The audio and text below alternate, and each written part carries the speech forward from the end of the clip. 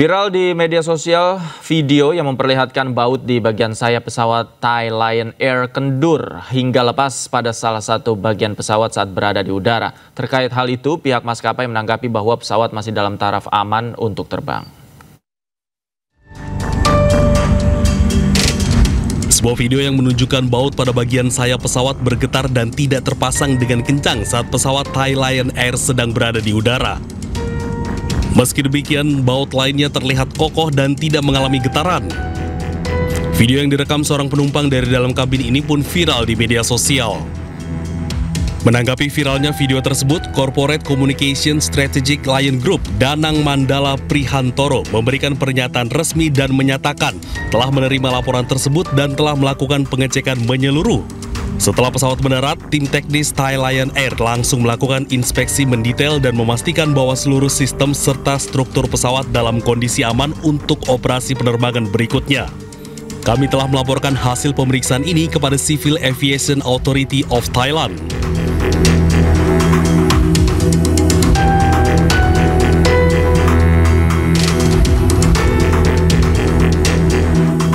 Dan terkait getaran pada baut yang terekam dalam video, pihak Lion Group menegaskan bahwa fenomena tersebut masih berada dalam batas wajar. Dan pemirsa, untuk mengetahui informasi terkini di jalur pantai utara Semarang, sudah ada jurnalis iNews Andre Aprianto di sana. Selamat sore, Andre, bagaimana kondisi saat ini? Apakah banjir sudah mulai surut? Baik, Davi dan juga pemirsa, selamat sore. Hujan deras yang melanda kota Semarang sejak Selasa sore hingga Rabu malam mengakibatkan kota Semarang kembali dikepung banjir. Beberapa titik terdampak banjir, salah satunya di mana saat ini saya sedang melaporkan, yaitu di Jalan Kaligawe, jalur Pantura, Kabupaten Demak menuju ke kota Semarang. Hingga sore hari ini dapat kami gambarkan, David dan juga pemirsa, di belakang saya, jalur Pantura Semarang Demak masih terlihat lumpuh, masih lengang dan belum bisa dilalui kendaraan seperti pada hari normal sebelumnya. Dan juga tampak di belakang saya masih terlihat beberapa kendaraan yang justru memarkirkan kendaraan-kendaraan mereka di bahu jalan karena tidak ingin mengambil resiko jika tetap nekat menerobos banjir yang ketinggiannya hingga sore hari ini masih mencapai 1 hingga 1,5 meter. Di sepanjang jalur Pantura Kaligawe Semarang ada titik terparah dengan ketinggian 1,5 meter, yaitu di depan Rumah Sakit Islam Sultan Agung.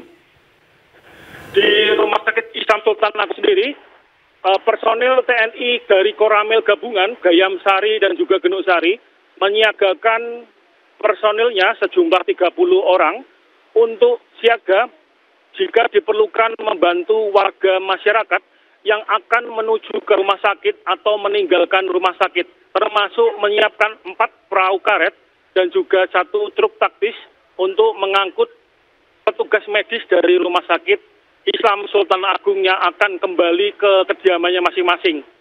Dapat kami informasikan juga, David dan juga pemirsa, hingga sore hari ini kendaraan besar saja yang masih bisa melintas, namun kendaraan pribadi atau kendaraan berukuran sedang dianjurkan untuk mencari jalan alternatif untuk menuju ke Kabupaten Demak.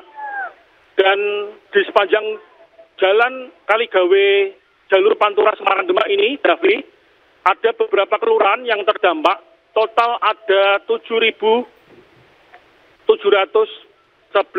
KK yang terdampak, diantaranya Kelurahan Melati Lor, Kaligawe, dan juga beberapa kelurahan lain yang masih terdampak.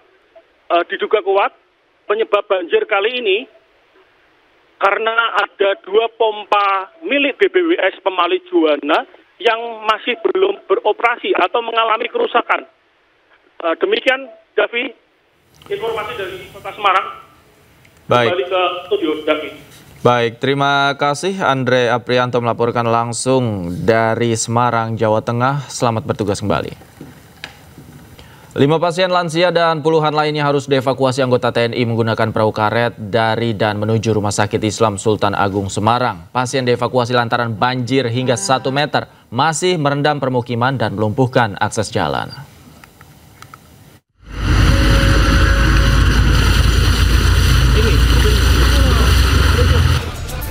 Belasan anggota Koramil Genuksari Semarang mengevakuasi sejumlah warga dan pasien di titik terparah banjir Pantura, tepatnya di depan RSI Sultan Agung Semarang. Satu persatu pasien yang meninggalkan rumah sakit ataupun yang akan menuju ke rumah sakit untuk berobat harus ditandu oleh anggota TNI karena ketinggian banjir yang masih cukup tinggi, yaitu 1 meter lebih. Seorang pasien lansia yang masih sakit juga harus dipindahkan dan harus menggunakan kursi roda untuk dibawa ke IGD RSI Sultan Agung. Sejumlah petugas medis RSI Sultan Agung juga dievakuasi menggunakan perahu karet dan truk taktis TNI untuk menerobos ketinggian banjir. Di sini terdapat banjir 7.711, yang mana kami sudah melaporkan Dandim akan berikan dapur lapangan sama posko kesehatan. Sementara itu, sebuah sekolah dasar terpaksa meliburkan siswanya karena banjir merendam seluruh ruang kelas dan kantor. Selain merendam sekolah, akses jalan menuju sekolah juga dikepung banjir sehingga menyulitkan murid yang akan ke sekolah. Pihak sekolah mengatakan banjir mulai masuk ke area sekolah sejak Selasa sore lalu dan merendam hingga hari ini. Dari Semarang, Jawa Tengah, Andre Aprianto, Doni Marendra, iNews melaporkan. Seorang siswa SMP di Bandar Lampung mengaku dikeluarkan dari sekolah karena profesi ibunya yang seorang pemulung. Usai viral, pihak sekolah membantah mengeluarkan sang anak pemulung tersebut.